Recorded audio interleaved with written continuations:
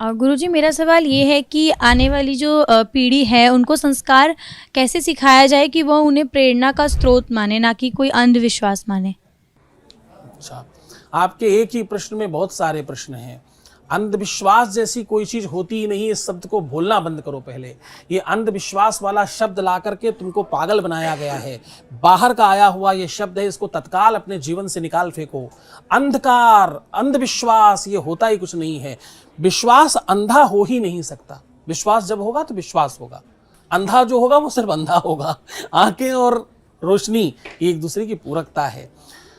नई पीढ़ी को ही नहीं, नई और पुरानी दोनों पीढ़ियों को संस्कार ऐसे देने पड़ेंगे एक दूसरे को, ताकि वो संस्कृतिवान बने रहे। एक बड़ा होगा, एक छोटा होगा। आजकल अभी कोई बच्चा कह रहा था कि मैं अपने माँ बाप को कैसे मतलब सिखाऊं, कैसे नहीं, अगर वो कहीं गलत हो तो भी ना बताऊं क्या? मैं तो भी नहीं कहूं कि तुम यहाँ गलत हो, ये तुमको ये नहीं आता तो मैं कैसे कैसे रोकूं, कैसे अपने आप को कि तुमको ये नहीं आता, तुम ऐसे सीखो। तो मैंने उससे कहा, भाई तू जितने भी आपकी जानकारी, तेरे पास जो भी जानकारी है बेटे, वो सब बहुत छोटी है उनकी जानकारी के आगे। वो कुछ भी नहीं जानते हैं, वो तो भी तुमसे बहुत ज्यादा जानते हैं। यही सीखना है तुमको, यही संस्कार है। संस्कार क्या है कि तुम ऐसे सांचे को निर्माण करो अपने दिमाग में, यही ही करना है, ऐसे ही किया जाता है, ऐसे ही करना चाहिए, यही संस्कार है। वो नियम बनाए रखो, नदी के किनारे बांधे रखो ताकि नदी सुसज्जित और बहुत बेहतरीन चले। गंगा पूज्य है, गंगा की पूजा करते हैं ना हम लोग, गंगा जल पान करते हैं ना। बाढ़ आ जाए, घर में घुस जाए गंगा जी, तो क्या करते हैं? झाड़ू मारकर बाहर निकालते हैं।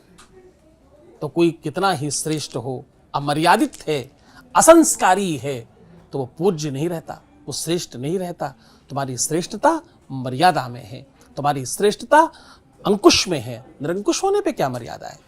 और अंकुशित रहना ही संस्कार है। जी।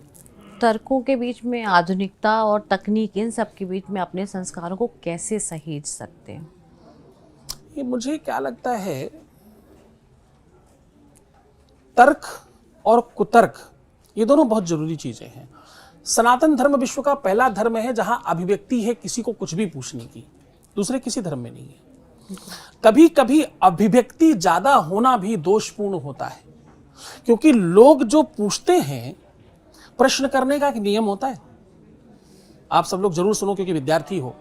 प्रश्न करने का एक नियम होता है कि हम जिससे पूछ रहे हैं उसको बहुत बड़ा समझें, और जो हम पूछ रहे हैं उसके बताने पर वही मानेंगे जो वो बताएगा। मैं जो पहले से जानता हूं या जानती हूं वो नहीं मानना है, अन्यथा तुम्हारा पूछने का मतलब बेकार हो गया। भगवान कृष्ण ने गीता का ज्ञान अर्जुन के साथ साथ युधिष्ठिर को, भीम को, नकुल को, सहदेव को, यहां तक कि कर्ण को, गंगा पुत्र भीष्म को, और यहां तक कि दुर्योधन को भी दिया, पर मिला नहीं। देने वाला साक्षात भगवान है तो भी ज्ञान नहीं दे पाए। मिला किसको? अर्जुन को। क्यों? क्यों? क्योंकि अर्जुन कहता है, शिष्यस्ते हम साधुनाम त्वाम प्रपन्नाम, मैं तुम्हारा शिष्य हूं और तुम मेरे गुरु जी हो। तुम जो कहोगे वही आखिरी सत्य है। तुम जो जिस प्रकार कह रहे हो, जैसे कह रहे हो, वही आखिरी सत्य है।